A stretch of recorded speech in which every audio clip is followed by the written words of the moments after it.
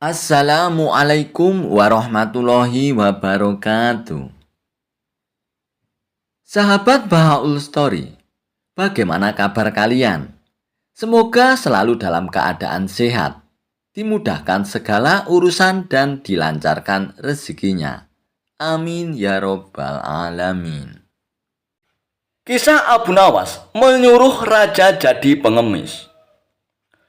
Meski dikenal dengan tingkah konyol dan kadang nyeleneh, ternyata Abu Nawas mempunyai kecerdasan yang membuat orang-orang kagum, termasuk Baginda Raja. Sebagai seorang pemimpin negeri, Baginda Raja seringkali mengundang Abu Nawas untuk memecahkan masalahnya. Suatu hari, saat Abu Nawas di rumah, tiba-tiba datang beberapa prajurit istana menemuinya. Tuan Abu Nawas, Anda diperintahkan Baginda Raja untuk menghadap, kata salah satu prajurit. Bukannya kemarin aku baru saja menghadap Baginda Raja. Kenapa disuruh menghadap lagi prajurit? Tanya Abu Nawas dengan keheranan. Kami tidak tahu, Tuan Abu Nawas. Silakan nanti Tuan tanyakan sendiri kepada Baginda Raja, jawab prajurit istana. Singkat cerita, datanglah Abu Nawas ke istana menghadap Baginda Raja. Ampun Paduka yang mulia, ada perlu apa lagi Paduka memanggil hamba? Tanya Abu Nawas. Baginda Raja pun lalu mengutarakan masalahnya yang selama ini mengganggu. Begini Abu Nawas, aku punya masalah yang cukup serius dan aku butuh bantuanmu, tutur Baginda Raja. Memangnya masalah apa yang sedang Paduka hadapi? Kiranya apa yang bisa hamba bantu Paduka? Tanya Abu Nawas kembali. Tadi pagi aku mendapat laporan Abu Nawas. Ada saudagar kaya yang kikir. Jangankan untuk bersedekah, membayar zakat saja dia menolak. Kata Baginda Raja menjelaskan kepada Abu Nawas. Paduka ini kan seorang raja. Panggil saja dia ke istana yang mulia, suruh dia membayar zakat. Kalau dia menolak, masukkan saja ke penjara. Pasti dia akan ketakutan Baginda Raja, ucap Abu Nawas. Sebenarnya bisa saja aku berbuat demikian Abu Nawas. Tetapi apakah ada cara yang lebih baik dan lebih bijak, supaya dia bisa benar-benar sadar tanpa harus ada paksaan? Aku yakin dia sebenarnya orang yang baik. Karena sebelum menjadi seorang saudagar yang kaya, dia pun rajin sedekah dan membayar zakat tepat pada waktunya, ujar Baginda Raja. Baiklah Paduka, sebenarnya ini masalah mudah untuk Paduka. Tapi karena Paduka menginginkan cara yang bijak, maka hamba butuh waktu 3 hari untuk memikirkannya Paduka, kata Abu Nawas. Kemudian Abu Nawas pun mohon diri untuk pulang ke rumah. Setibanya di rumah, dia terus berpikir bagaimana mencari jalan keluar yang lebih tepat untuk memecahkan masalah itu. Padahal Abu Nawas sendiri menginginkan agar saudagar kaya itu pun dipenjara saja. Saudagar kaya itu memang terkenal sangat pelit, bahkan para tetangganya pun banyak yang membencinya. Tapi karena keinginan Abu Nawas tidak sejalan dengan pemikiran Baginda Raja, mau tidak mau harus menemukan cara lain yang sesuai perintah Baginda Raja. Pikir Abu Nawas dalam hatinya. 3 hari pun telah berlalu. Tibalah saatnya bagi Abu Nawas menghadap ke istana. Sesampainya di istana, Abu Nawas langsung dipersilakan menghadap Baginda Raja. Bagaimana Abu Nawas? Apakah kamu menemukan caranya? Tanya Baginda Raja. Sudah Paduka, hamba sudah menemukan caranya, jawab Abu Nawas. Bagus, beritahu aku sekarang caranya Abu Nawas, pinta Baginda Raja. Tapi hamba tidak yakin Paduka akan bersedia melakukannya, jawab Abu Nawas. Apa caranya itu Abu Nawas? Katakan saja, ucap Baginda Raja mulai penasaran. Caranya adalah hamba dan baginda raja harus menjadi pengemis. Lalu kita datangi rumah saudagar kaya itu. Kita berdua pura-pura mengemis baginda raja. Papar Abu Nawas memberitahu. Memangnya apakah harus aku yang melakukan? Apa tidak bisa diwakilkan itu Abu Nawas? Tanya baginda raja. Tidak bisa Paduka, karena ini adalah cara satu-satunya Paduka, jawab Abu Nawas. Awalnya baginda raja ragu atas ide konyol Abu Nawas itu. Namun karena ingin menyadarkan saudagar pelit tersebut, akhirnya ia pun bersedia menuruti saran Abu Nawas. Keesokan harinya, Abu Nawas dan baginda raja mendatangi rumah saudagar kaya yang pelit itu dan menggunakan baju layaknya seorang pengemis. Setibanya di rumah saudagar kaya itu, mereka tidak langsung mendatangi rumahnya. Kita awasi dulu Paduka. Tunggu saudagar itu keluar. Kalau kita ke sana sekarang, nanti yang akan menemui kita adalah penjaganya. Kita pasti akan diusir. Percuma kita ke sana, tapi tidak bisa berjumpa dengan saudagar itu Paduka, tutur Abu Nawas. Setelah sekian lama menunggu, akhirnya saudagar kaya tersebut pun keluar dari rumahnya dan duduk di teras rumahnya. Tanpa menyia-nyiakan waktu, Abu Nawas pun segera mengajak baginda raja menghampiri saudagar kaya tersebut. Tuan, berilah kami sedekah Tuan, pinta Abu Nawas. Tidak ada, aku tidak punya uang receh, balas saudagar kaya itu dengan nada ketus. Apakah Tuan punya makanan? Kami lapar sekali Tuan, ucap Abu Nawas lagi. Tidak ada, sana pergi kalian, jawab saudagar tersebut mulai emosi. Baiklah Tuan, kalau begitu kami minta air putih saja Tuan, ucap Abu Nawas lagi. Kalian ini tuli atau gimana sih? Sudah aku bilang tidak punya apa-apa. Sana pergi kalian, jangan ganggu aku, bentak saudagar kaya tersebut. Dan di saat itulah, Abu Nawas pun memulai akal cerdiknya. Kasihan sekali kalau Tuan tidak punya apa-apa. Kenapa Tuan tidak ikut saja sama kami? Kita mengemis bersama Tuan, ajak Abu Nawas. Dan akibat perkataan Abu Nawas itu pun, saudagar kaya itu menjadi salah tingkah antara marah dan tersinggung malu. Bercampur aduk menjadi satu. Ia pun terdiam untuk beberapa saat. Tiba-tiba terlintas di benaknya ingatan masa lalunya. Dahulu dia adalah orang miskin, tapi rajin bersedekah. Namun sekarang setelah kaya raya justru menjadi orang yang kikir. Wajahnya yang tadi terlihat galak, kini malah tertunduk lesu. Bagaimana? Apakah Tuan memilih jadi orang miskin atau orang kaya? Kalau masih ingin jadi orang kaya, jangan lupa bersedekah dan berzakat, Tuan. Kalau tidak mau sedekah, mengemis sajalah seperti kami, Tuan, tutur Abu Nawas. Kemudian Abu Nawas pun menukil salah satu ayat Al-Quran tentang ancaman pedihnya siksa neraka bagi orang-orang yang enggan membayar zakat dan bersedekah. Dan seketika itu juga saudagar tersebut langsung meneteskan air mata. Astagfirullahaladzim, aku khilaf, telah berbuat zalim, kata saudagar kaya itu dengan sesegukan. Siapa sebenarnya kalian ini? Kalian telah menyadarkan kesalahanku. Mari masuklah ke dalam, aku akan memberikan kalian makanan, ajak saudagar kaya tersebut. Tidak perlu Tuan, kami datang ke sini bukan untuk mengemis, tapi untuk menyadarkanmu Tuan, sahut Abu Nawas. Kemudian Abu Nawas dan baginda raja pun menunjukkan jati diri yang sebenarnya. Dan betapa kagetnya saudagar kaya itu karena ternyata orang yang ada di hadapannya adalah rajanya sendiri. Saudagar kaya itu pun langsung duduk bersimpuh memohon maaf kepada baginda raja. Dan sejak kejadian tersebut, akhirnya saudagar kaya ini pun rajin sedekah dan taat membayar zakat. Kisah Abu Nawas mengerjai seorang tabib palsu. Suatu ketika di kota tempat tinggal Abu Nawas dihebohkan adanya tabib baru yang mengaku sakti.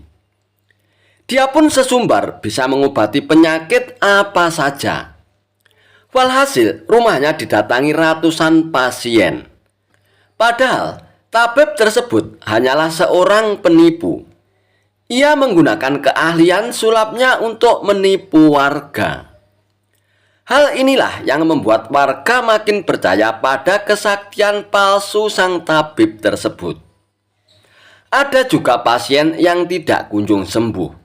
Namun karena rayuan manis sang tabib palsu tersebut, ia selalu menuruti perkataannya agar kembali berobat. Sampai pada suatu ketika, Abu Nawas pun jatuh sakit yang tidak kunjung sembuh. Dan atas saran sang istri, Abu Nawas pun disuruh berobat ke tabib tersebut. Kala itu, Abu Nawas belum tahu kalau tabib tersebut adalah seorang penipu. Ia pun menuruti saja saran sang istri. Namun sudah 3 kali berobat, sakit Abu Nawas pun tidak kunjung sembuh. Padahal sekali berobat bayarannya adalah 100 dinar.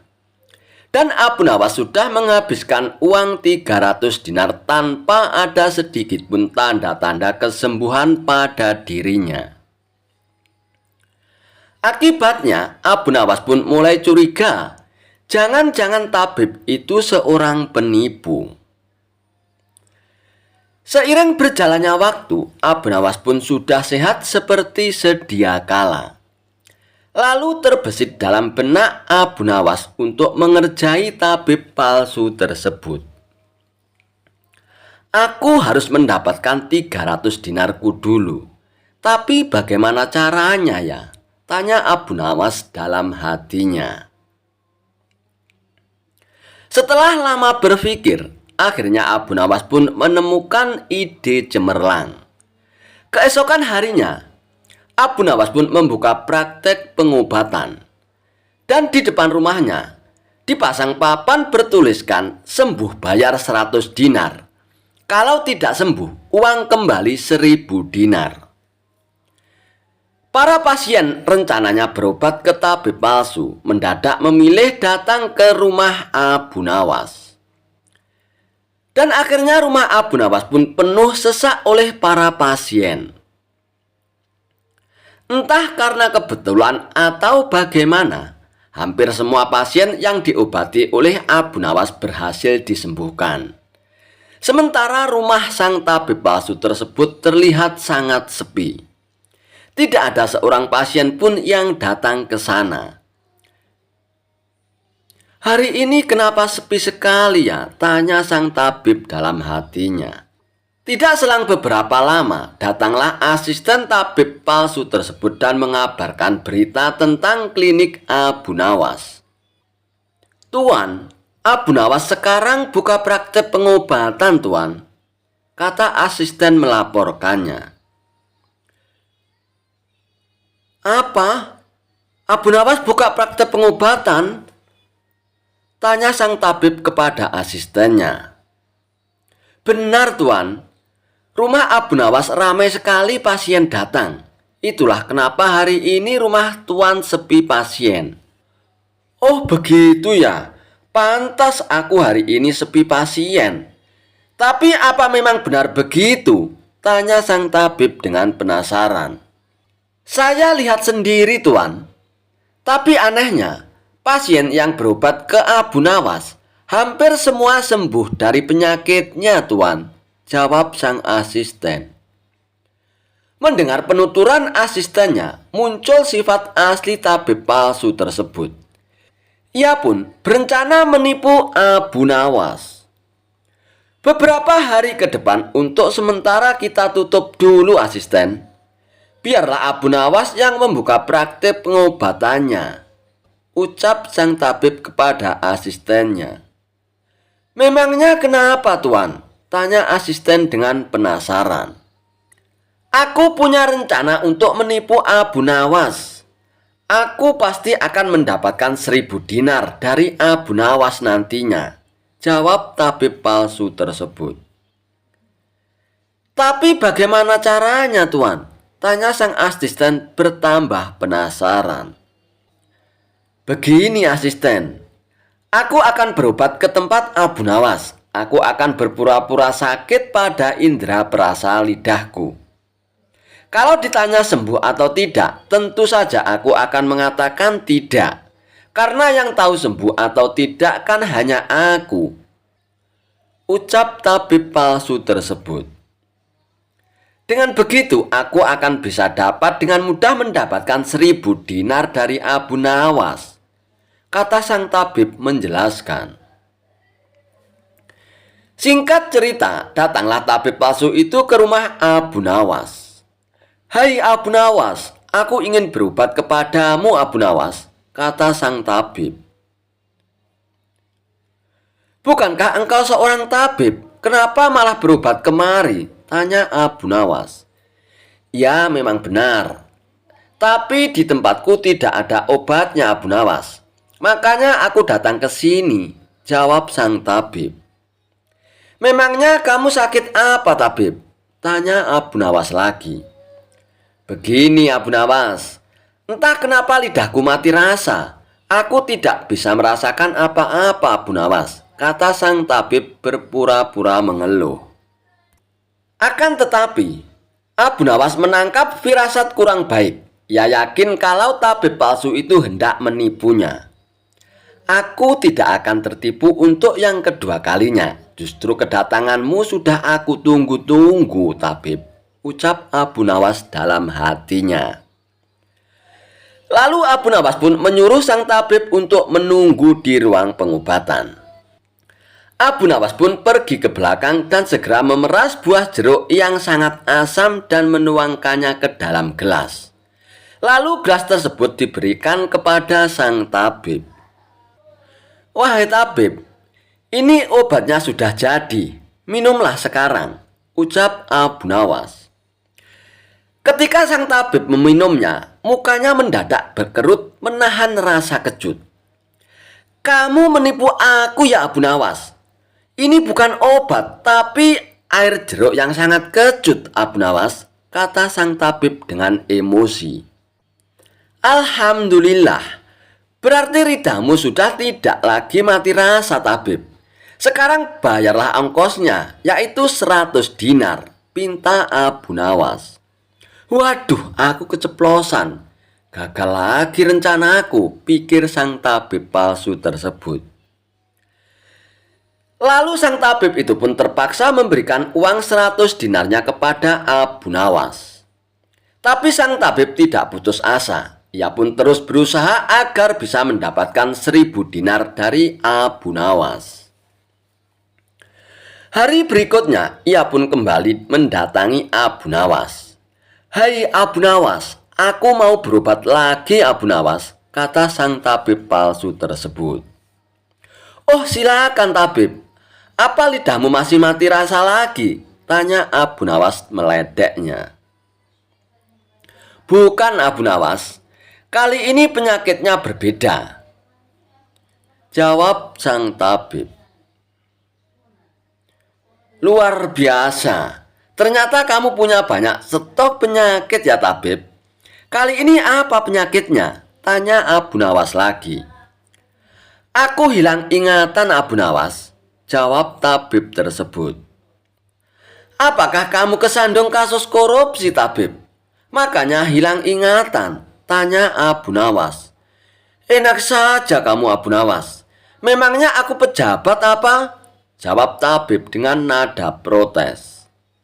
Baiklah, sekarang kamu tunggu di sini sebentar. Aku akan mengambilkan obatnya tabib, ucap Abu Nawas. Tidak beberapa lama kemudian, Abu Nawas pun kembali menemui sang tabib palsu. Ini obatnya tabib, silakan diminum, kata Abu Nawas sambil memberikan gelasnya. Aku tidak mau minum air ini Abu Nawas, ucap tabib tersebut. Loh, memangnya kenapa tabib? Katanya ingin sembuh, kok tidak mau minum obatnya? ucap Abu Nawas. Lah ini kan perasan air jeruk seperti kemarin Abu Nawas. Aku tidak mau minum, kata sang tabib menolaknya. Alhamdulillah, tanpa meminumnya pun kamu sudah sembuh tabib. Sekarang bayar 100 dinar lagi, pinta Abu Nawas. Sudah sembuh? Sembuh dari mana Abu Nawas? Apanya yang sembuh? Kamu jangan mengada-ada Abu Nawas, protes sang tabib tersebut. Nah buktinya kamu masih ingat dengan obat yang kemarin aku berikan. Berarti sakit hilang ingatanmu sudah sembuh tabib, jelas Abu Nawas. Untuk kedua kalinya rencana sang tabib palsu mengalami kegagalan juga. Mau tidak mau, ia pun harus memberikan uang 100 dinar lagi kepada Abu Nawas. Kurang ajar Abu Nawas, ternyata tidak sebodoh yang kukira, pikir tabib palsu tersebut. Tidak terima dengan dua kegagalan yang dialaminya, tabib palsu itu pun berpikir keras untuk bisa mengalahkan Abu Nawas. Setelah merenung agak lama akhirnya ia pun mendapatkan ide. Aku pasti akan berhasil kali ini, ungkap tabib dengan rasa yakin. Kali ini ia pun berpura-pura buta. Si tabib palsu itu pun berjalan ke rumah Abu Nawas dengan bantuan tongkat di tangannya. Setelah tiba di tempat Abu Nawas pun sempat kaget dengan penuh rasa iba. Abu Nawas pun bertanya kepada sang tabib, "Apa yang menimpamu tabib dan mengapa kamu bisa seperti ini?" Si tabib palsu itu pun menjawab, "Tolonglah aku Abu Nawas, mataku tiba-tiba buta, sembuhkanlah aku Abu Nawas," ucap tabib tersebut. Tabib palsu itu pun kemudian dipersilakan masuk dan duduk di ruang pengobatan oleh Abu Nawas. Setelah mengamati dengan seksama, Abu Nawas pun akhirnya menyadari bahwa itu adalah tipuan belaka. Namun Abu Nawas tidak pernah kehilangan akal. Ia punya cara lain untuk menghadapinya. "Sepertinya penyakit kebutaanmu sudah sangat parah tabib. Maafkan aku untuk kali ini tidak mampu mengobatinya tabib," ucap Abu Nawas berpura-pura sedih. Mendengar jawaban tersebut, sang tabib langsung kegirangan. Akhirnya bisa mengelabui Abu Nawas juga kali ini aku. "Terus bagaimana ini Abu Nawas? Padahal aku berharap banyak kepadamu," kata sang tabib berpura-pura. "Iya, mau bagaimana lagi tabib? Aku tidak mungkin bisa menyembuhkanmu," jawab Abu Nawas. "Oh, kalau begitu aku akan dapat 1000 dinar darimu dong Abu Nawas," tanya tabib palsu dengan penuh harap. "Tentu saja kawan, aku tidak mungkin berdusta," balas Abu Nawas. Kemudian Abu Nawas pun masuk ke dalam rumah untuk mengambil uang. "Ini uangnya 1000 dinar untukmu tabib," ucap Abu Nawas sambil memberikan uangnya. Tabib palsu itu pun dengan penuh kegirangan menerima uang tersebut. Tapi setelah uangnya dihitung, ia langsung murka. "Hai Abu Nawas, kenapa hanya 10 dinar yang kau berikan?" tegas tabib palsu dengan emosi. "Hai tabib, dari mana kamu tahu kalau jumlahnya hanya 10 dinar? Tanya Abu Nawas balik. "Uangnya memang ada 10, tapi pecahannya 1 dinar saja ini. Bukan 100 dinar Abu Nawas. Memangnya aku buta apa?" balas tabib tambah emosi. "Alhamdulillah, sekarang kamu sudah sembuh tabib," kata Abu Nawas sambil mengambil kembali uangnya. "Maksudmu ini apa Abu Nawas? Kenapa uangnya diambil lagi?" tanya tabib dengan kebingungan. "Loh, kamu kan sudah sembuh. Sekarang sini bayar 100 dinar, pinta Abu Nawas. "Sembuh apanya? Kamu jangan mengada-ada lagi Abu Nawas," protes tabib tersebut. Bukankah kamu kesini katanya mengalami kebutaan? Tapi kamu bisa membedakan mana pecahan 1 dinar dan pecahan 100 dinar.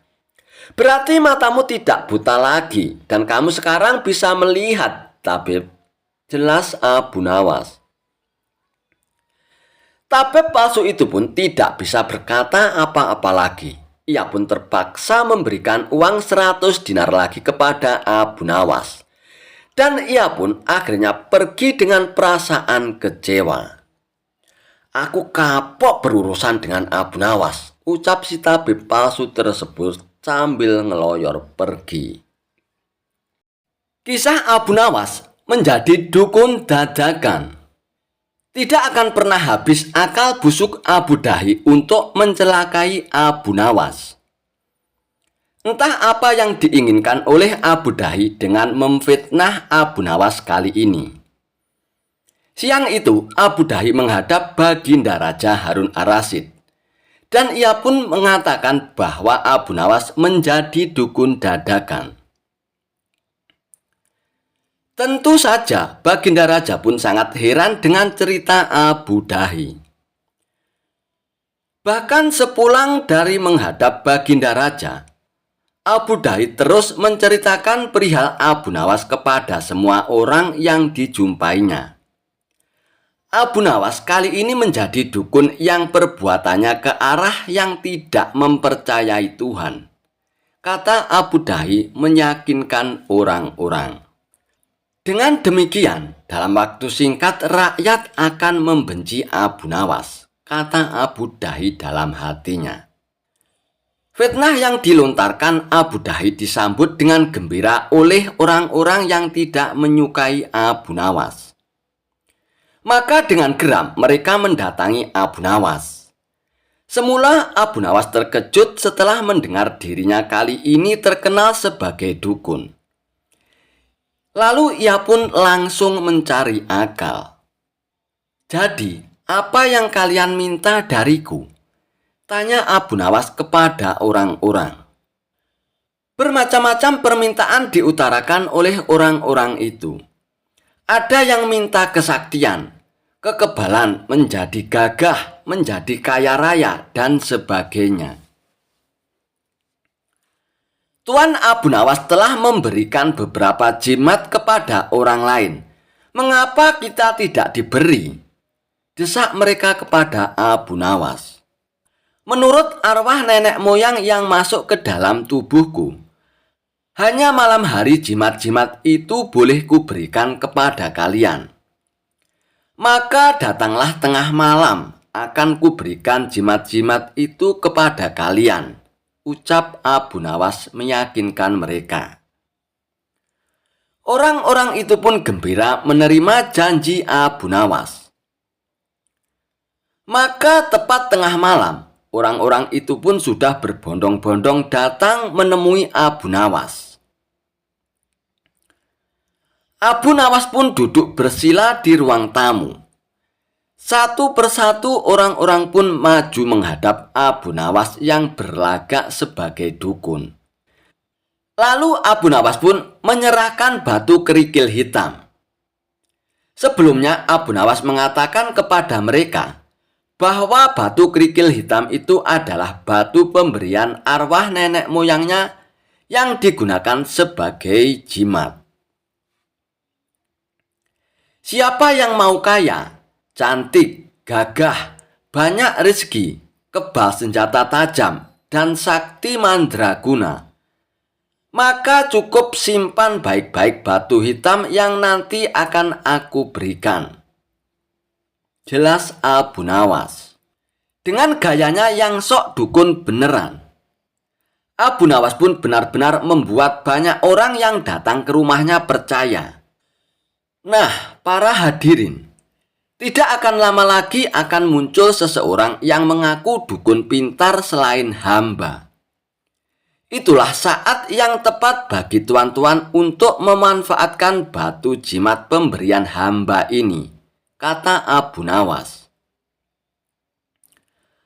Memanfaatkan bagaimana Abu Nawas? Tanya mereka dengan penasaran. Datangi dia dan lemparkan batu kerikil hitam itu padanya. Lalu katakan apa keinginan kalian. Begini caranya. Yang berniat ingin kaya, lemparkan pada dukun itu dan katakan aku ingin kaya raya. Nah, gampang kan?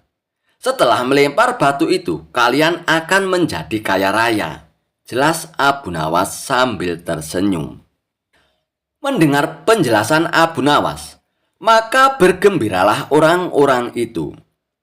Kerikil hitam di tangan mereka pun lalu digenggam dengan erat-erat. Sebelum pergi, beberapa orang sempat menyodorkan amplop berisi uang sebagai ucapan terima kasih kepada Abu Nawas. Tentu saja Abu Nawas pun menolaknya. Setelah orang-orang itu pulang, Abu Nawas pun terus berpikir, siapa yang telah memfitnah dirinya menjadi dukun? Ia pun mundar-mandir mencari akal untuk menjebak orang yang telah memfitnahnya. Akan ku beri pelajaran dia. Barang siapa yang menggali lubang, dia sendiri yang akan terperosok ke dalamnya, kata Abu Nawas dalam hatinya. Dari hari ke hari, Abu Nawas makin terkenal menjadi dukun. Ia selalu dikunjungi banyak orang. Orang-orang yang datang selalu memberi uang kepadanya. Tentu saja Abu Nawas menolaknya, sambil mengatakan bahwa ia selalu mendapatkan uang sekeranjang setiap harinya. Hamba sekarang kaya raya melebihi Baginda Raja. Bayangkan, sekeranjang uang emas hamba dapatkan dari pekerjaan hamba menjadi dukun, kata Abu Nawas kepada setiap orang yang dijumpainya.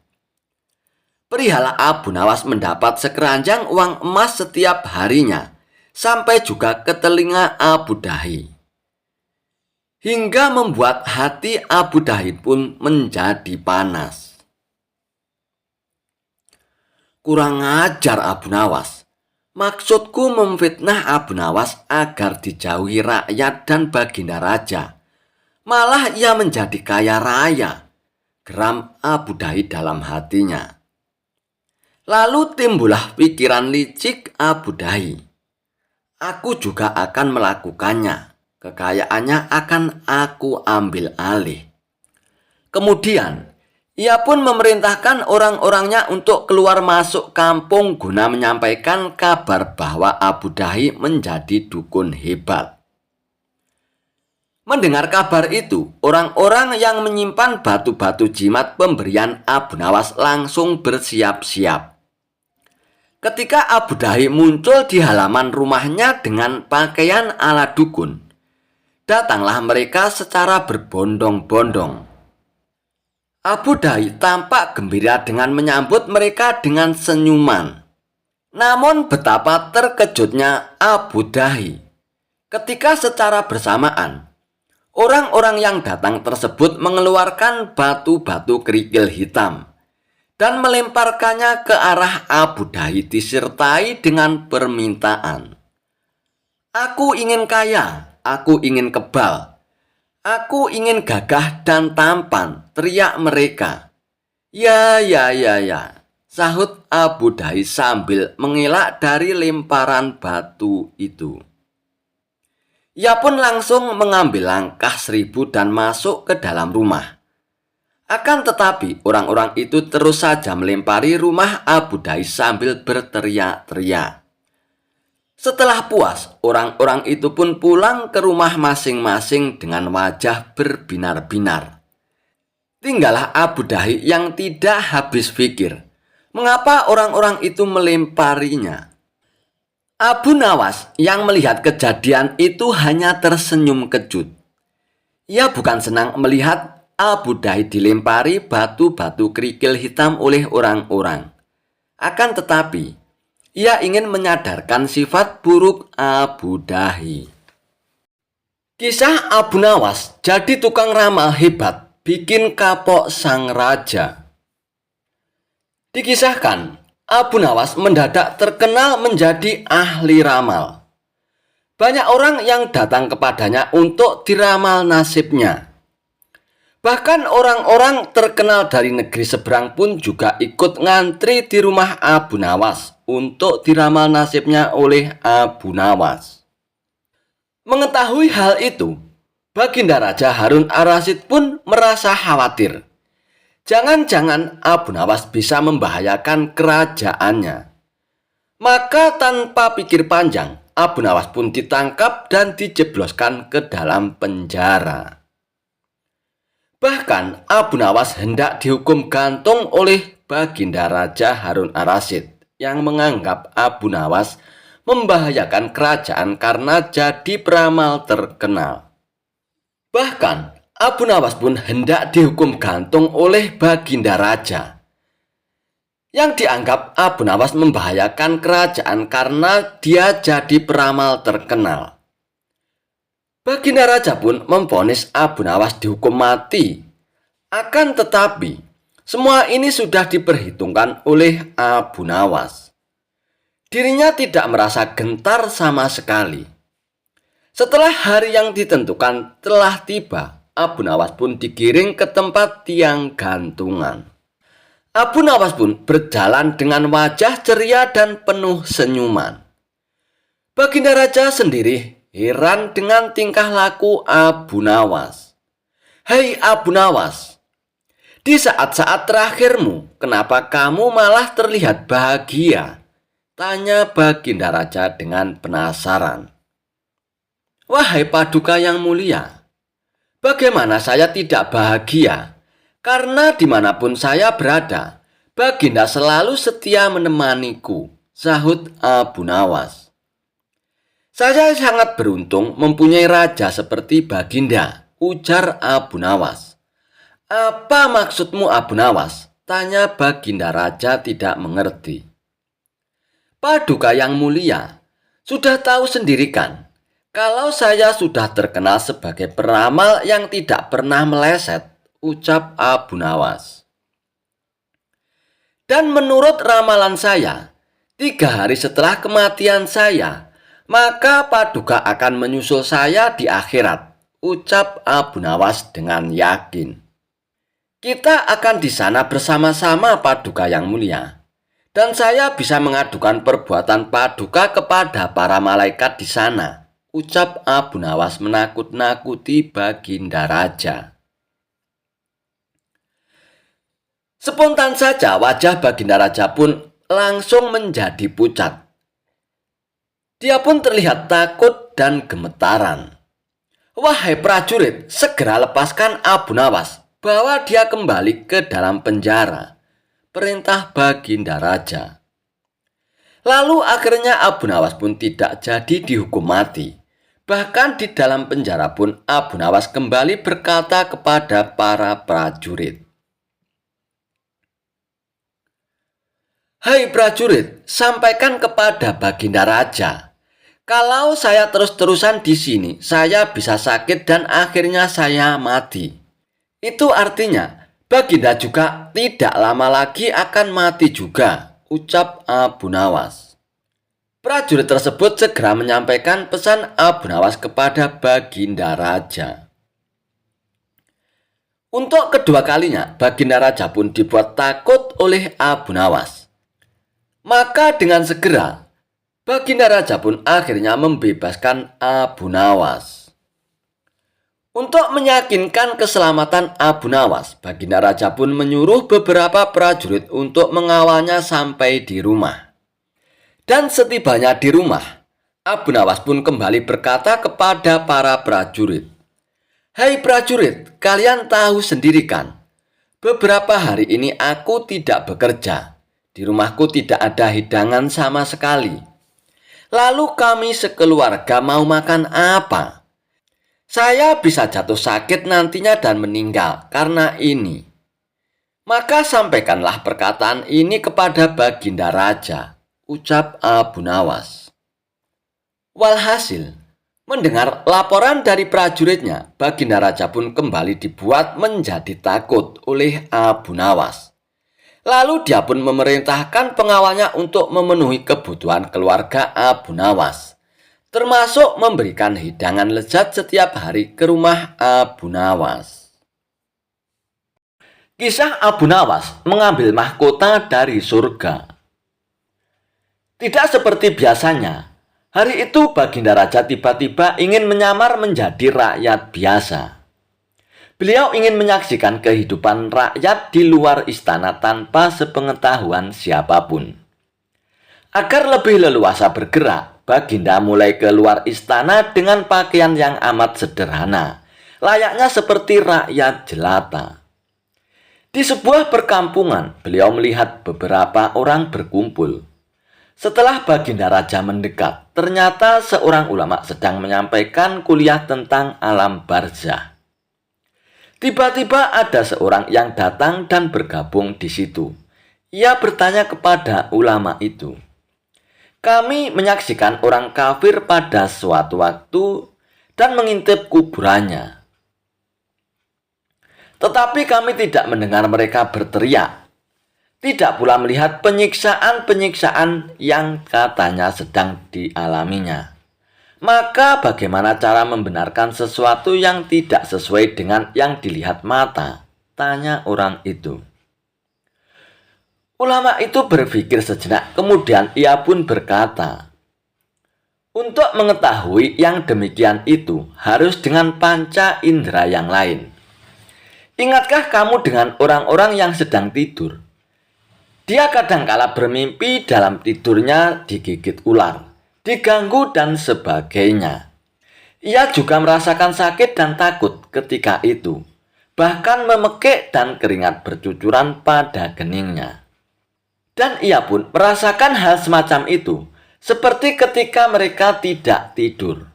Sedangkan engkau yang duduk di dekatnya menyaksikan keadaan seolah-olah tidak ada apa-apa. Padahal apa yang dilihat serta dialaminya adalah dikelilingi ular-ular. Maka jika masalah mimpi yang remeh saja sudah tidak mampu mata lahir melihatnya, mungkinkah engkau bisa melihat apa yang terjadi di alam barzah?" jelas sang ulama. Baginda Raja pun terkesan dengan penjelasan ulama itu, dan Baginda pun masih ikut mendengarkan kuliah tersebut. Kini ulama itu melanjutkan kuliahnya tentang alam akhirat. Dan dikatakan bahwa di surga tersedia hal-hal yang amat disukai nafsu, termasuk benda-benda. Salah satunya benda-benda itu adalah mahkota yang amat luar biasa indahnya. Tak ada yang lebih indah dari barang-barang di surga karena barang-barang itu tercipta dari cahaya. Saking indahnya, maka satu mahkota jauh lebih bagus dari dunia dan isinya. Baginda Raja pun makin terkesan. Lalu beliau pun pulang kembali ke istana. Sesampainya di istana, Baginda Raja sudah tidak sabar lagi ingin menguji kemampuan Abu Nawas. Akhirnya, Baginda Raja pun memerintahkan menterinya untuk memanggil Abu Nawas menghadapnya. Setelah Abu Nawas menghadap Baginda Raja pun bertitah, "Aku menginginkan engkau sekarang juga berangkat ke surga, Abu Nawas. Kemudian bawakan aku sebuah mahkota surga yang katanya tercipta dari cahaya itu. Apa engkau sanggup, Abu Nawas?" "Sanggup, Paduka yang mulia," kata Abu Nawas langsung menyanggupi tugas yang mustahil dilaksanakan itu. Tetapi Baginda Raja harus menyanggupi pula satu syarat yang akan hamba ajukan, kata Abu Nawas dengan percaya diri. "Sebutkan syarat itu, Abu Nawas," kata Baginda Raja.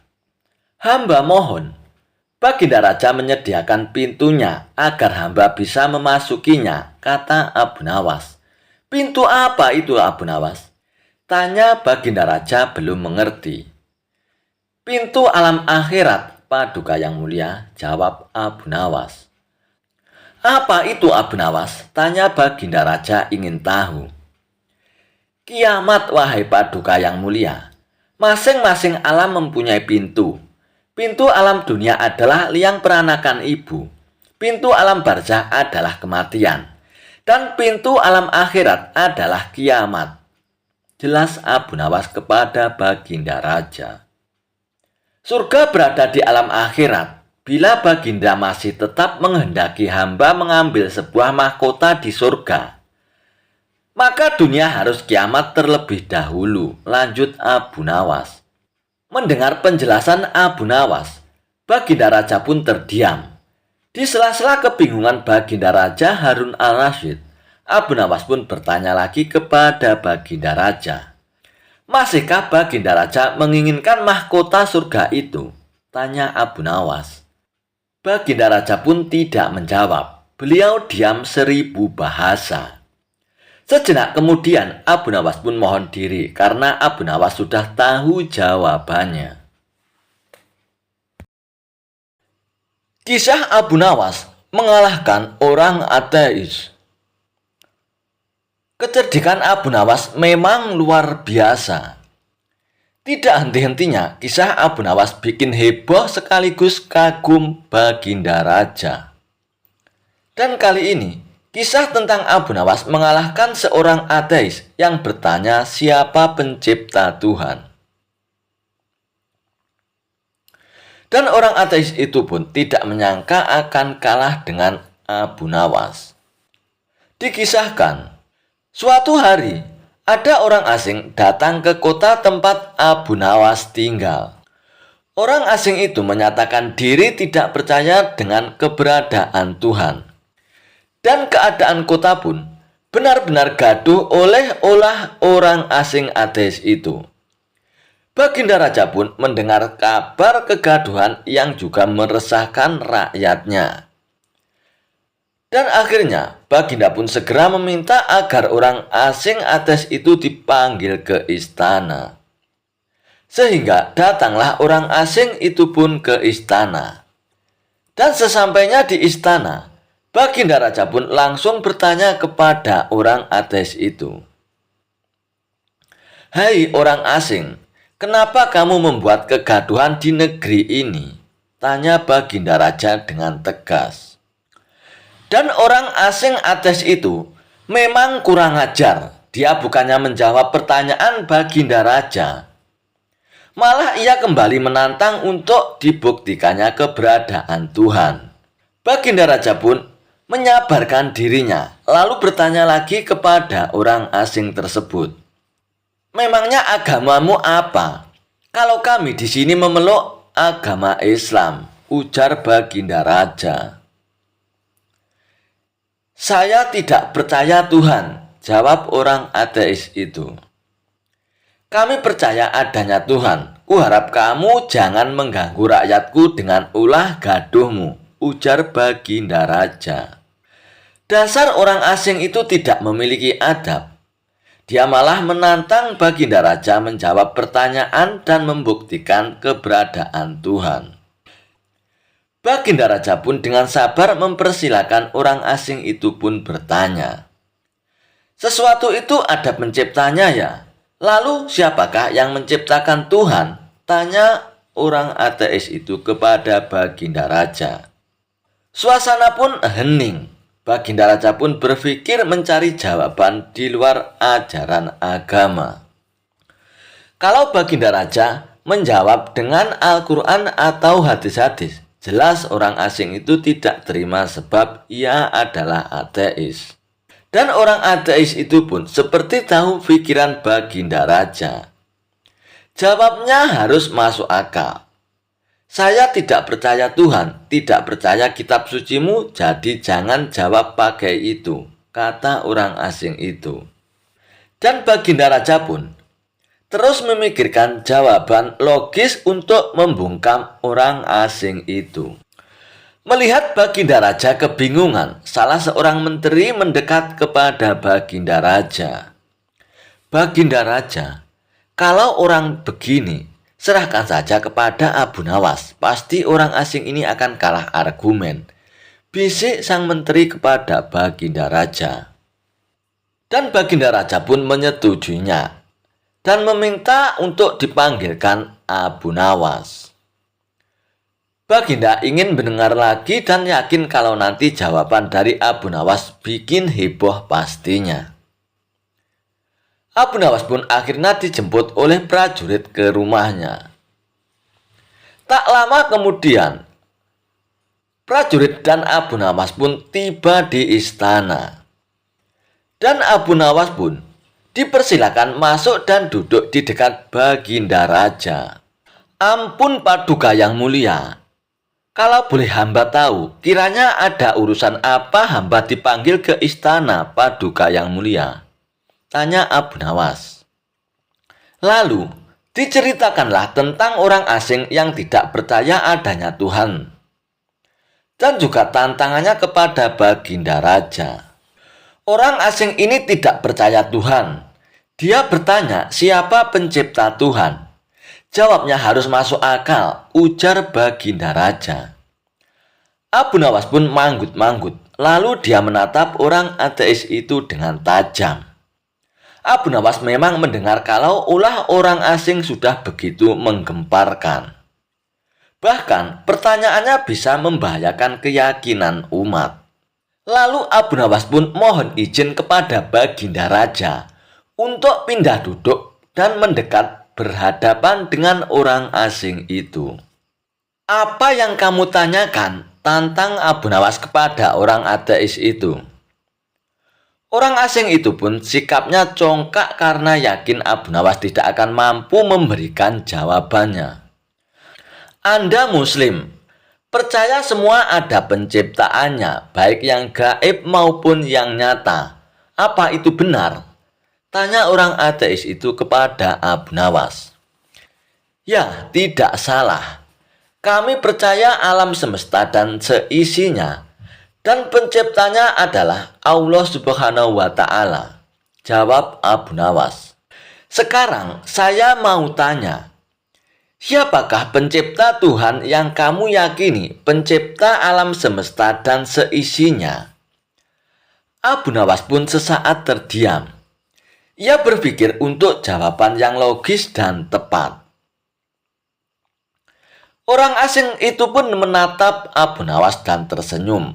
Ia meyakini bahwa Abu Nawas tidak akan bisa menjawabnya. Baginda Raja dan para menteri terlihat tidak tenang, takut apabila Abu Nawas tidak mampu untuk menjawabnya. Dan kalau itu terjadi, mereka semua akan dipermalukan oleh orang asing itu. Abu Nawas memang cerdas, logikanya kuat. Dia sudah memiliki jawabannya. Begini saudara, kita ibaratkan alam semesta dan seisinya adalah angka. Nah, angka 3 menurutmu berasal dari mana? Kata Abu Nawas. Itu hanya pertanyaan mudah. Tentu angka 3 berasal dari 1 ditambah 2, jawab orang asing tersebut. Ya benar, kita lanjutkan sekarang. Angka 2 berasal dari mana? Mudah sekali, tentu angka 21 ditambah 1, jadi hasilnya 2. Ujar orang asing masih dengan sikap angkuhnya. Benar, sekarang asal angka 1 menurut Anda dari mana? Tanya Abu Nawas kembali. Dan mendapat pertanyaan ini, orang asing itu pun gelagapan. Dia terdiam tidak mampu untuk menjawabnya. Suasana pun menjadi hening. Para menteri juga Baginda Raja sejak dari awal terjadi dialog Abu Nawas dan orang asing semuanya tegang. Takut Abu Nawas tidak mampu untuk memberikan jawaban yang telak. Nah, kan Abu Nawas bikin heboh lagi. Orang ateis itu mati kutu loh, terdengar bisik-bisik para menteri dengan nafas lega. Abu Nawas pun kemudian mendekatkan posisi duduknya ke orang asing yang masih terdiam itu. Begini saudara, Anda bertanya siapa pencipta Tuhan? Maka jawab dulu angka 1 ini berasal dari mana? Anda tidak bisa menjawabkan. Orang asing itu pun mengangguk, mengaku tidak mampu untuk menjawabnya. Jadi sama juga ketika Anda bertanya kepada kami tentang Tuhan siapa penciptanya. Kami juga tidak bisa menjawab, tutur Abu Nawas. Dalam agama Islam, keberadaan Allah sebagai Tuhan itu Dia yang awal dan yang akhir. Semoga Anda paham, Tuan, tegas Abu Nawas. Dan akhirnya, orang asing yang mengaku ateis itu tidak bisa menjawab. Kalah argumen dengan kecerdikan Abu Nawas. Baginda Raja pun tampak tersenyum, senang semakin bangga dengan kecerdikan Abu Nawas. Kisah Abu Nawas, obat sulit tidur untuk Raja Harun Ar-Rasyid. Suatu malam, Raja Harun Ar-Rasyid kesulitan untuk tidur. Malam sudah semakin larut dan Raja belum juga merasakan kantuk. Raja kemudian memanggil salah satu pengawal istana. Raja pun berkata, "Umumkan kepada seluruh rakyat, barang siapa yang bisa membuat raja tertidur, akan diberikan 10 koin emas." Pengawal istana pun kemudian bergegas memberikan isyarat kepada bawahannya, agar bergerak cepat untuk mengumumkan titah sang raja kepada rakyat. Setelah itu, datanglah 2 orang yang kebetulan pada malam itu juga kesulitan untuk tidur. Mendengar penjelasan dari pengawal istana, mereka berminat untuk mengikuti sayembara itu. Namun, kedua peserta tersebut pun gagal membuat raja bisa tertidur. Cerita yang dibawakan 2 peserta tersebut justru malah membuat raja semakin sulit untuk tertidur. Hingga sampailah Abu Nawas yang menawarkan diri untuk mengikuti sayembara. Setelah dipersilakan, Abu Nawas pun mulai bercerita. "Baginda, dahulu ada seekor raja semut yang kurang kerjaan. Ia masuk ke kuping sebelah kanan seseorang yang sedang tidur. Keluar lagi, masuk lagi, keluar lagi, kemudian masuk lagi.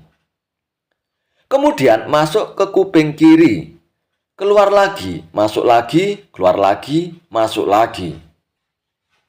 Raja kesal mendengar kisah yang dituturkan oleh Abu Nawas. Menurut sang raja, cerita Abu Nawas tidak menarik dan membuat raja merasa bosan, sehingga ia pun menguap dan memiringkan tubuhnya membelakangi Abu Nawas. Perlahan raja pun menutup matanya dan mulai tertidur.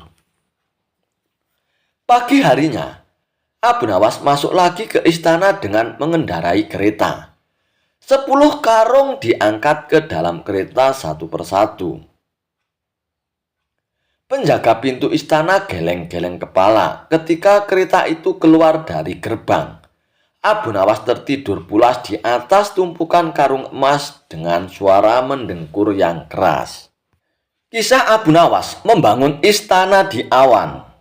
Abu Nawas belum kembali. Kata istrinya, ia bersama seorang pendeta dan seorang ahli yoga sedang melakukan pengembaraan suci. Padahal saat itu, Baginda amat membutuhkan bantuan Abu Nawas. Beberapa hari terakhir ini, Baginda merencanakan membangun istana di awang-awang karena sebagian dari raja-raja negeri bersahabat telah membangun bangunan-bangunan yang luar biasa. Baginda tidak ingin menunggu Abu Nawas lebih lama lagi. Beliau mengutus beberapa orang kepercayaannya untuk mencari Abu Nawas. Mereka tidak berhasil menemukan Abu Nawas karena Abu Nawas ternyata sudah berada di rumah ketika mereka baru berangkat. Abu Nawas pun menghadap Baginda Raja Harun Ar-Rasyid. Baginda pun amat riang. Saking gembiranya, beliau mengajak Abu Nawas bergurau. Setelah saling tukar-menukar cerita-cerita yang lucu, lalu Baginda mulai mengutarakan rencananya. "Aku sangat ingin membangun istana di awang-awang, agar aku lebih terkenal di antara raja-raja yang lain. Adakah kemungkinan keinginanku itu terwujud, Abu Nawas?" Tanya Baginda Raja kepada Abu Nawas. "Tidak ada yang tidak mungkin dilakukan di dunia ini, Paduka," kata Abu Nawas berusaha mengikuti arahan pembicaraan Baginda Raja. "Kalau menurutmu hal itu tidak mustahil diwujudkan, maka aku serahkan sepenuhnya tugas ini kepadamu, kata Baginda puas. Abu Nawas pun terperanjat. Ia menyesal telah mengatakan kemungkinan mewujudkan istana di awang-awang. Tetapi nasi telah menjadi bubur. Kata-kata yang telah terlanjur didengar oleh Baginda tidak mungkin ditarik kembali. Baginda pun memberi waktu Abu Nawas beberapa minggu. Dan rasanya tak ada yang lebih berat lagi bagi Abu Nawas kecuali tugas yang diembannya. Jangankan membangun istana di langit, membangun sebuah gubuk kecil pun sudah merupakan hal yang mustahil dikerjakan. Hanya Tuhan sajalah yang mampu untuk melakukannya, gumam Abu Nawas dalam hatinya. Hari-hari berlalu seperti biasa, tak ada yang dikerjakan oleh Abu Nawas, kecuali memikirkan bagaimana membuat Baginda Raja yakin kalau yang dibangun itu benar-benar istana di langit. Seluruh ingatannya dikerahkan dan dihubung-hubungkan.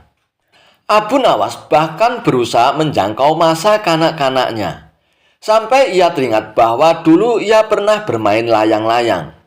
Dan inilah yang membuat Abu Nawas girang.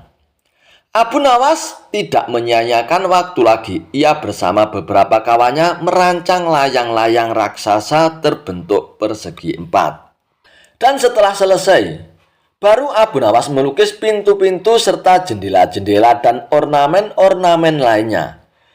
Ketika semuanya telah selesai, Abu Nawas dan kawan-kawannya menerbangkan layang-layang raksasa itu dari suatu tempat yang dirahasiakan. Begitu layang-layang raksasa terbentuk, istana itu mengapung di angkasa. Penduduk negeri gempar, Baginda Raja girang bukan kepalang. Benarkah Abu Nawas berhasil membangun istana di langit? Dengan tidak sabar, beliau didampingi beberapa orang pengawal bergegas menemui Abu Nawas. Dan Abu Nawas pun berkata dengan bangga, "Paduka yang mulia, istana pesanan Paduka telah rampung," kata Abu Nawas merendah. "Engkau benar-benar hebat, Abu Nawas," kata Baginda memuji Abu Nawas. "Terima kasih Baginda yang mulia," kata Abu Nawas. "Lalu bagaimana caranya aku ke istana?" tanya Baginda Raja. "Dengan tambang Paduka yang mulia," kata Abu Nawas dengan tenangnya. "Kalau begitu, siapkan tambang itu sekarang. Aku ingin segera melihat istanaku dari dekat," kata Baginda tak sabar lagi. "Hamba Paduka yang mulia, hamba kemarin lupa memasang tambang itu sehingga seorang kawan hamba tertinggal di sana dan tidak bisa turun," kata Abu Nawas mulai berkelit. "Bagaimana dengan engkau sendiri, Abu Nawas? Dengan apa engkau turun ke bumi?" tanya Baginda Raja. "Dengan menggunakan sayap Paduka yang mulia," kata Abu Nawas dengan bangga. "Kalau begitu buatkan aku sayap supaya aku bisa terbang ke sana," kata Baginda Raja. "Paduka yang mulia, sayap itu hanya bisa diciptakan dalam mimpi," kata Abu Nawas menjelaskan. "Engkau berani mengatakan aku gila sepertimu?" tanya Baginda dan sambil melotot. "Ya Baginda, kurang lebih seperti itu," jawab Abu Nawas tangkas. "Apa maksudmu, Abu Nawas?" tanya Baginda lagi. Baginda tahu bahwa membangun istana di awang-awang adalah pekerjaan yang mustahil untuk dilaksanakan. Tetapi Baginda tetap menyuruh hamba mengerjakannya. Sedangkan hamba juga tahu bahwa pekerjaan itu mustahil untuk dikerjakan. Tetapi hamba tetap menyanggupinya. Titah Baginda yang tidak masuk akal itu, kata Abu Nawas berusaha menjelaskan kepada Baginda Raja. Tanpa menoleh, Baginda Raja pun kembali ke istana diiringi para pengawalnya. Abu Nawas berdiri sendirian sambil memandang ke atas melihat istana terapung di awang-awang. Kisah Abu Nawas antara sahabat dan keyakinan. "Abu Nawas," kata Baginda Raja Harun ar-Rasyid. "Daulat Paduka yang mulia," jawab Abu Nawas. "Aku akan berterus terang kepadamu. bahwa kali ini engkau aku panggil bukan untuk kupermainkan atau aku perangkap.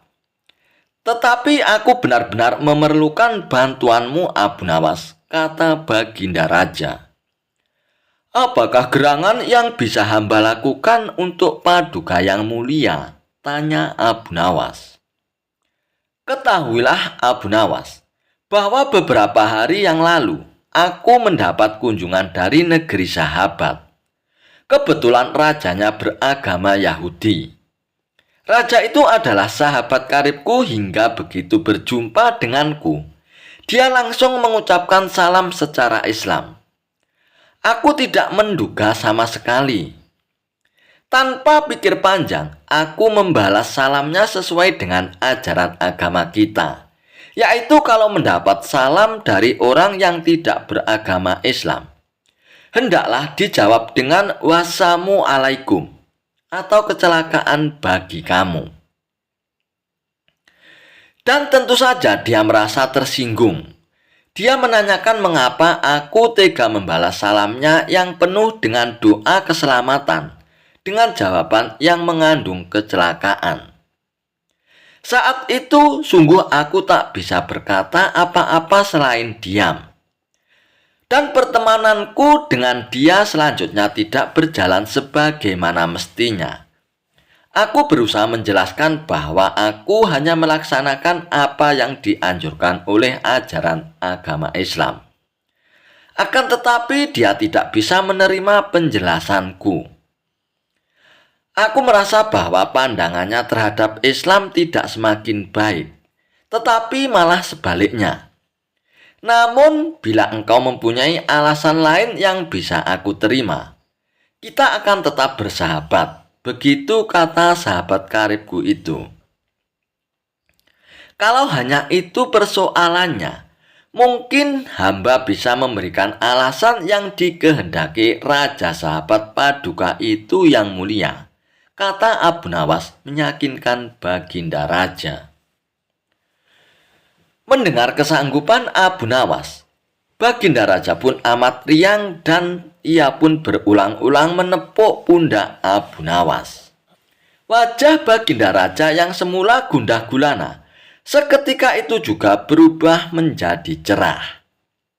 Cepat katakan wahai Abu Nawas, jangan biarkan aku menunggu, kata Baginda Raja tak sabar. Baginda yang mulia, memang sepantasnya lah kalau Raja Yahudi itu menghaturkan ucapan salam keselamatan dan kesejahteraan kepada Baginda. Karena ajaran Islam memang menuju keselamatan dari siksa api neraka dan kesejahteraan menuju surga. Bukankah Islam mengajarkan tauhid yang berarti tidak menyekutukan Allah Subhanahu wa Ta'ala, juga termasuk tidak menganggap Allah mempunyai anak? Nah, ajaran tauhid ini tidak dimiliki oleh agama-agama lain, termasuk agama yang dianut Raja Yahudi Sahabat Paduka itu. Ajaran agama Yahudi menganggap Uzair adalah anak Allah. Maha suci Allah dengan anggapan itu dan tidak pantas Allah mempunyai anak.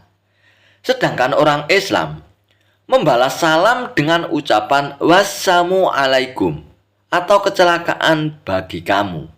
Bukan berarti mendoakan agar kamu celaka. Akan tetapi, semata-mata karena ketulusan dan kejujuran Islam yang masih bersedia memperingatkan orang lain atas kecelakaan yang akan menimpanya, bila mereka tetap berpegang teguh pada keyakinan yang keliru. Dan seketika itu juga kegundahan Baginda Raja Harun Ar-Rasyid pun sirna. Dan kali ini saking gembiranya, Baginda Raja pun menawarkan agar Abu Nawas memilih sendiri hadiah apa yang disukainya. Namun Abu Nawas tidak memilih apa-apa karena ia berkeyakinan bahwa tidak selayaknya ia menerima upah dari ilmu agama yang ia sampaikan. Raja Harun Ar-Rasyid lagi-lagi memberikan misi mustahil kepada Abu Nawas. Ia tak bosan-bosannya mengetes kecerdikan Abu Nawas. Kali ini ia meminta sesuatu yang tak wajar, yakni pergi ke bulan untuk menyelidikinya. Padahal zaman itu jelas-jelas belum ada teknologi canggih dan mutakhir seperti Apollo. Sekarang saja, hanya orang tertentu yang bisa datang ke bulan, apalagi zaman dahulu. Jadi, jelas jika misi itu hanya untuk menguji Abu Nawas. Pergi ke bulan, tanya Abu Nawas. Ya, Abu Nawas, saya tahu kau adalah seorang pria yang pintar. Kau harus dapat pergi ke bulan, kata sang raja. Oke, saya akan pergi ke bulan sana besok sore yang mulia, jawab Abu Nawas dengan cepat. Raja pun terkejut. Ia tak menyangka bahwa Abu Nawas mengiyakan tantangannya itu. Lalu Raja Harun Ar-Rasyid pun bertanya, "Dari mana kamu akan pergi, Abu Nawas?" "Dari rumahku," jawab Abu Nawas. "Baiklah, saya akan pergi ke sana untuk melihat kau pergi ke bulan besok malam," kata sang raja.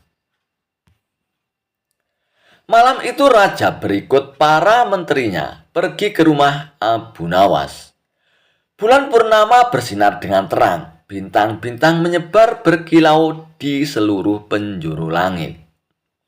Ketika raja dan para menterinya tiba di rumah Abu Nawas sudah tak ada di rumah. Mereka hanya bertemu dengan istrinya. "Di mana Abu Nawas?" tanya sang raja kepada istri Abu Nawas. "Dia baru berangkat ke bulan yang mulia. Dia berkata kalau akan kembali segera," jawab istri Abu Nawas. "Bagaimana cara Abu Nawas pergi ke bulan?" tanya salah satu menteri penasaran. "Dia memanjat pohon pelem di sebelah sana dan akan kembali melalui pohon pelem itu juga," jawab istri Abu Nawas. Raja dan para menteri kemudian menghampiri pohon pelem yang ditunjukkan oleh istri Abu Nawas. Dan terlihatlah bayangan seseorang yang sedang turun dari pohon pelem itu. "Apakah itu kau, Abu Nawas?" tanya sang raja. "Iya, ini saya, Abu Nawas Baginda," jawab Abu Nawas. "Apakah kau menyelidiki bulan dari pohon pelem itu?" tanya sang raja. "Saya melakukan penyelidikan ketika bulan mencapai tanah. Pohon hanya sekedar tangga lewat untuk saya pergi ke bulan," jawab Abu Nawas. Raja Harun Ar-Rasyid pun tersenyum dengan perkataan Abu Nawas. Ia kemudian menanyakan apa yang dilihatnya di sana. "Tanah dan gunung-gunung, tidak ada tumbuhan di sana," kata Abu Nawas. Masih tak percaya, Raja Harun Ar-Rasyid pun meminta saksi yang bisa menjelaskan jika memang Abu Nawas bisa pergi ke bulan. Dan tahu apa jawab Abu Nawas? Ia bahkan mengatakan tak cuma bisa memberikan 3 atau 5 saksi. Ia bisa memberikan 10 hingga ribuan kesaksian. "Siapa mereka yang bersaksi?" tanya sang raja. Abu Nawas kemudian mengarahkan jarinya ke langit. "Bintang-bintang adalah saksiku. Jika Anda tidak mempercayaiku, Anda dapat menanyakan langsung kepada mereka," kata Abu Nawas dengan yakin.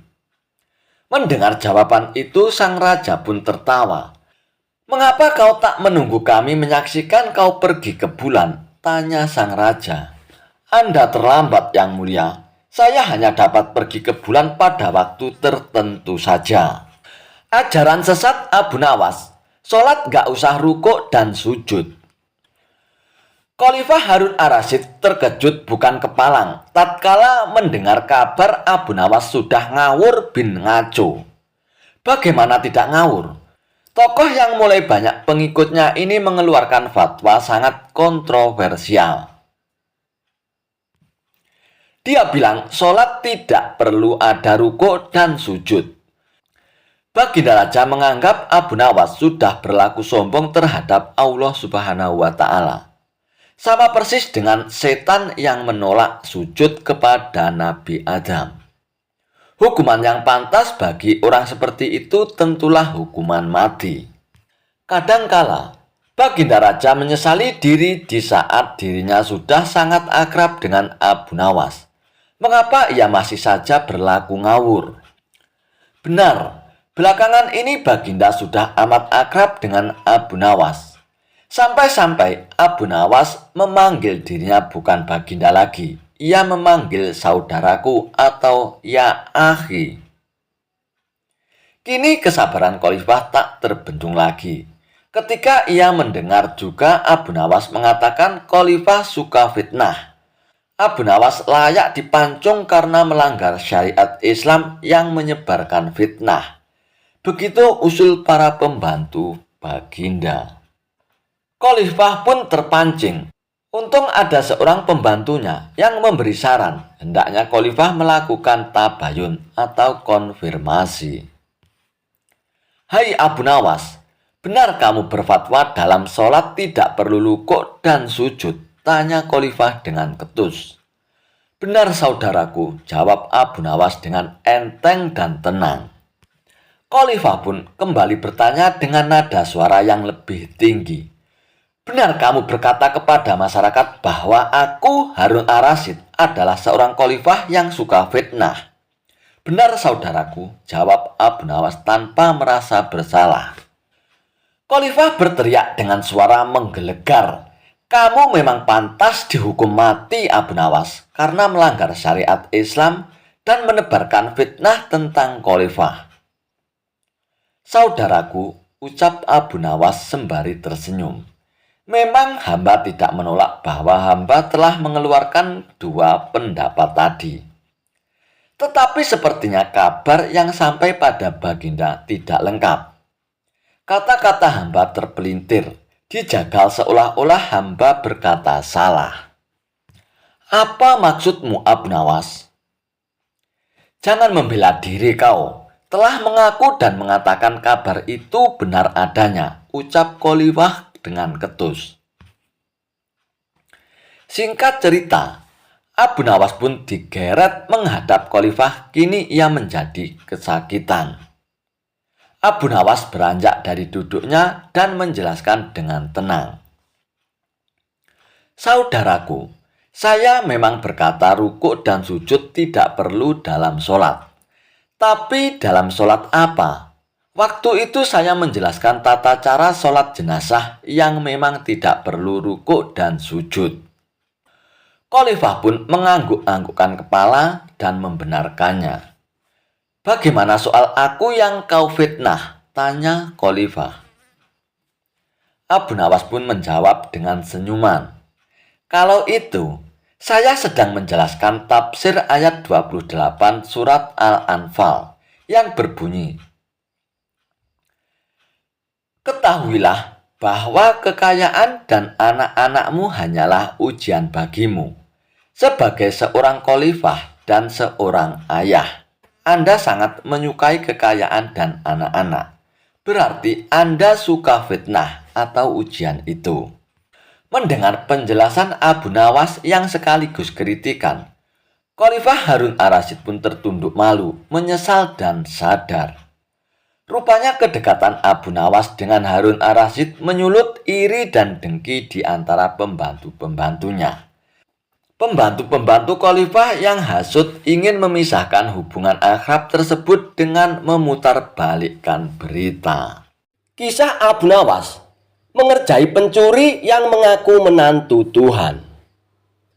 Dikisahkan, pada suatu hari ada seorang pencuri yang ingin masuk ke rumah Abu Nawas. Namun ia mencobanya dengan cara yang lain, karena diketahui Abu Nawas adalah orang yang tidak mudah untuk dikelabui. Sebelum datang ke rumah Abu Nawas, pencuri itu pun sudah memikirkan strateginya. Sesampainya di rumah targetnya, yakni rumah Abu Nawas, pria tersebut langsung mengetuk pintu dan mengucapkan salam. Assalamualaikum.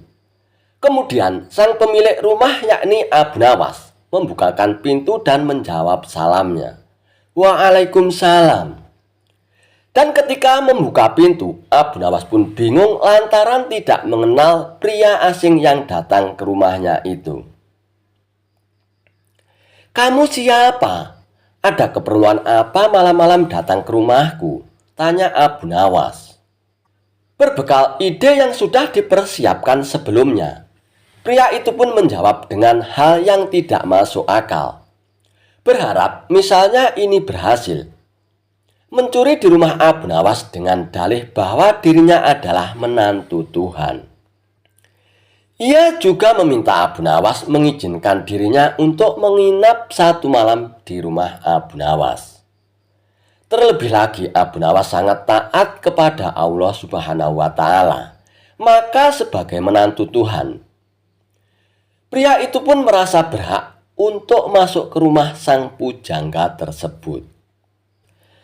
"Lalu apa hubungannya dirimu takut dengan Allah Subhanahu wa Ta'ala dengan kamu menginap di rumahku?" ujar Abu Nawas. "Wahai Abu Nawas, ketahuilah bahwa yang sedang berdiri di depanmu ini adalah menantu yang selalu kau muliakan selama ini, Abu Nawas.